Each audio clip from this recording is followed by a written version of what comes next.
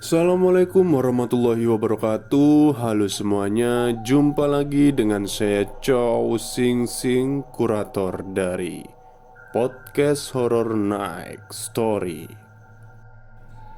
Baik, seperti biasanya pada malam hari ini saya kembali dan akan membacakan sebuah kisah mistis untuk kalian semua. Dan kisah mistis kali ini datang dari seorang pria yang bekerja di sebuah apartemen di ibu kota sebagai teknisi atau engineer. Karena namanya disamarkan, minta disamarkan, ya sebut saja Mas Samuel gitu aja ya. Baik, seperti apa ceritanya? Mari kita simak. Halo semuanya, perkenalkan nama saya Samuel. Sebelumnya, saya mohon maaf apabila ada susunan kata yang kurang tepat dalam penulisan ini. Kisah ini saya alami pada waktu saya bekerja di ibu kota di sebuah apartemen sebagai teknisi sekitar tahun 2012. Sedikit kilas balik. Sebelum saya ikut bekerja di manajemen apartemen, saya juga ikut merenovasi interior. Bangunan apartemen tersebut ada 6 lantai. 2 lantai untuk tempat hiburan kafe. Jadi begitu renovasi selesai, saya ditarik untuk menjadi teknisinya. Tim saya berjumlah 5 orang, dibagi dalam 3 shift. Shift pertama 2 orang, shift kedua 2 orang juga, dan shift ketiga 1 orang. Kebetulan saya ditunjuk sebagai kepala mekanik yang bertanggung jawab. Awal mula bekerja, saya ngekos di sekitar apartemen. Ya, masih bisa ditempuh 15 menit jalan kaki. Setahun pertama bekerja belum ada hal-hal aneh terjadi. Memang suasana pada waktu shift 3 lebih sepi karena jam kerjanya dari jam 11 malam sampai jam 6 pagi. Ruang kerja saya berada di lantai 12A. Dan perlu diketahui, di apartemen ini tidak ada tulisan angka 13 atau lantai 13. Saya sendiri kurang paham akan hal itu. Ada yang bilang itu angka sial atau hal mistis lainnya. Hingga sampai salah satu rekan teknisi saya memutuskan untuk keluar. Akhirnya teknisi tinggal 4 orang. Saya pun mengatur ulang jadwal shift. Dan ditambah lagi ada satu rekan lain yang berhalangan untuk shift 3 dikarenakan baru saja memiliki momongan. Jadi saya paling banyak ambil di shift 3 sampai ada teknisi baru lagi. Sampai akhirnya saya pun ditawari untuk tinggal di apartemen itu tanpa harus kos. Karena kos pun hanya untuk menyimpan pakaian. Saya tinggal di kamar yang 1 lantai dengan ruangan teknisi. Karena semua kamar di lantai itu kosong. Tidak ada penghuni lain selain para teknisi.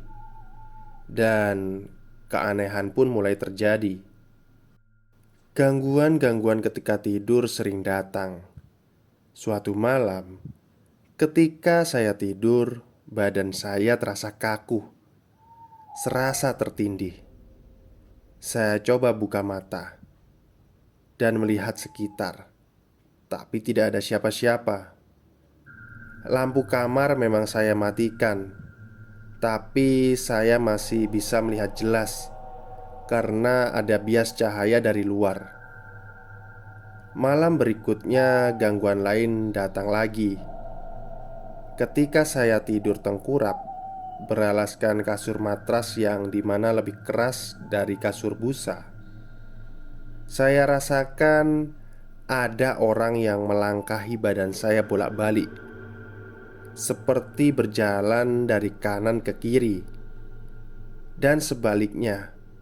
berulang-ulang sampai saya refleks bangun dan sempat emosi juga dan sedikit mengumpat.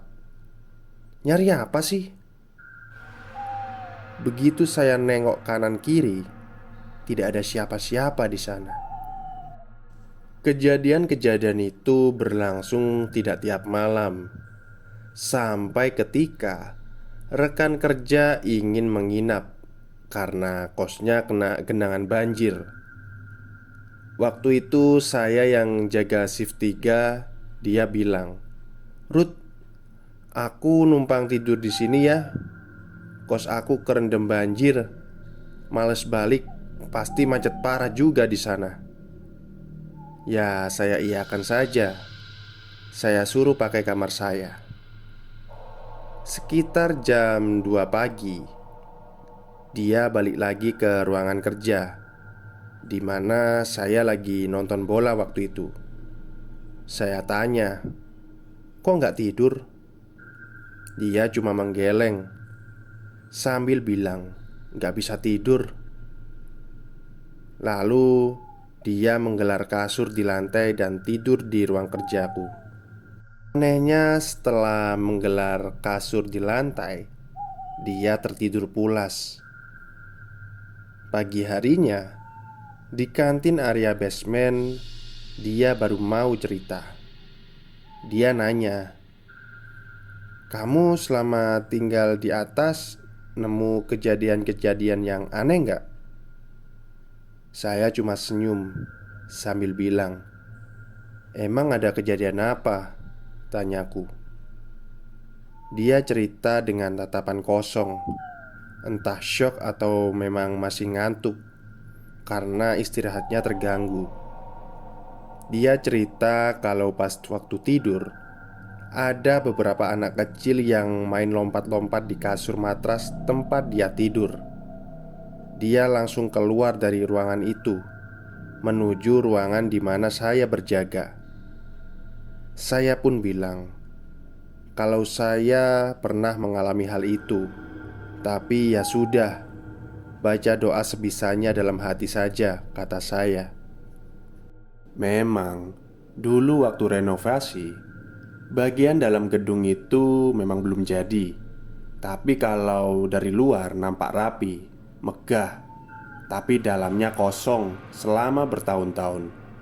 Hanya ada pilar-pilar gedung, belum ada ruangan-ruangan kamar. Menginjak tahun ketiga, kejadian-kejadian aneh mulai lebih banyak lagi. Suatu malam ketika saya bertugas sendiri, tiba-tiba HP saya berbunyi. Saya bergegas turun menuju tangga di mana jalannya melewati lorong berbelok kiri. Dan ketika sampai di belokan, badan saya spontan berhenti. Waktu itu saya setengah berlari. Saya berhenti karena merasakan ada yang bertabrakan dengan saya. Sejenak saya terpatung sambil nengok kanan kiri, memastikan apa barusan itu. Akhirnya saya pun melanjutkan menuju area yang rusak.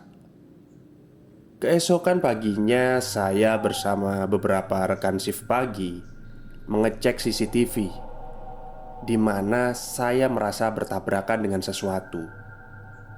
Dan di sana yang terlihat hanya saya saja yang seperti orang kebingungan setelah sampai di belokan lorong lantai 12A.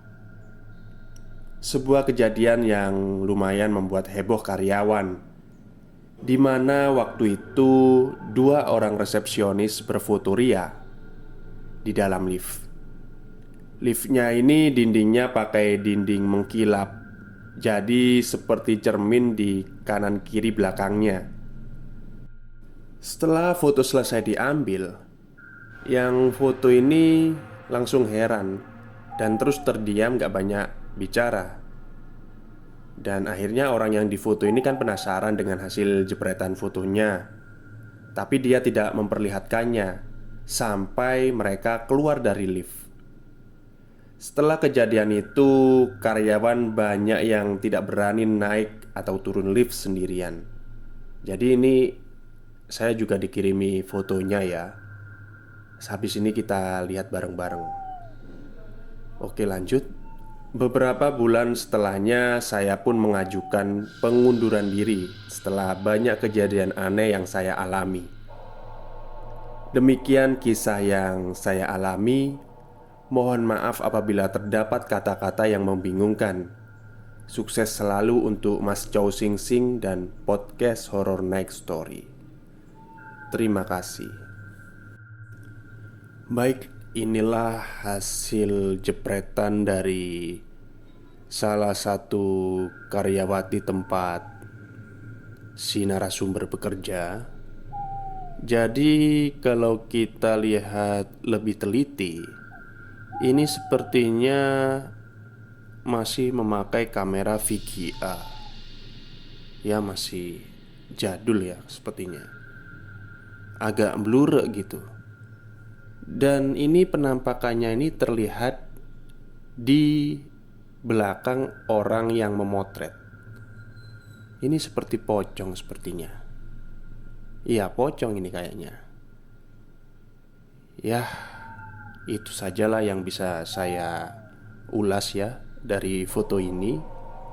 Silahkan kalau kalian ingin menilai fotonya real atau enggak, silahkan tulis di komentar. Tapi sepertinya saya yakin ini real katanya ya, kayaknya ya.